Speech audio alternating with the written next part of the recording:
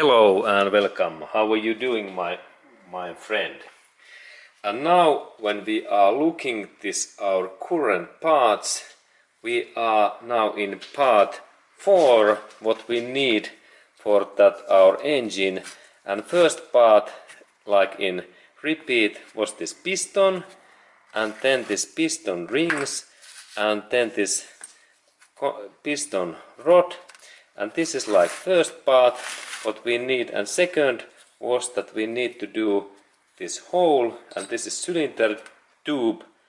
And then we had this third part what was this crankshaft, what is in here, crankshaft, and then this connection rod. And now we have three parts in this our engine, and we need then the fourth part, and part number 4. And fourth part is that we need, when we are doing this our engine, we need some kind of cover for this, an engine block for that crankshaft. And this cover must be some hard and sturdy and very durable material, and it can be iron or like in here what I use, this is aluminium material. And we need to do this engine block so that this is actually, this is not this engine, this is like lower engine block area. This crankshaft, the crankshaft is block where we insert this our crankshaft, and this is like lower area of this engine block, and we need to insert this our crankshaft in some very durable this outside basement, like in that way. And then of course we need similar cover in this other side, that we have this durable this block where this crankshaft can move in.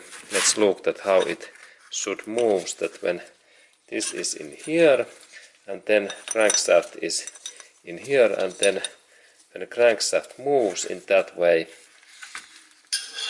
this part moves in this way, this crankshaft, and it must be in there must be a hole in this block, that this our crankshaft could move in that way. And now we have made in their hole, and this other area where this belongs, there must be similar hole. And then when this crankshaft is between these engine blocks, it can move very easy way in like that way. Now this crankshaft moves nicely, and this is this idea. Now it moves nicely, and we can look also in here how it moves. It moves in that way when engine is running in this way. Now it moves nicely, and in that way when we look in here, this crankshaft moves nicely. It rotates in that way.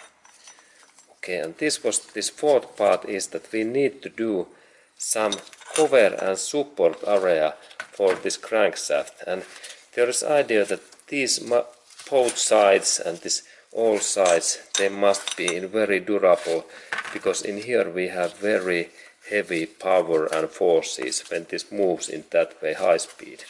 And these parts must be durable, and if we use some material like plastic, then there is the risk that these parts goes broken.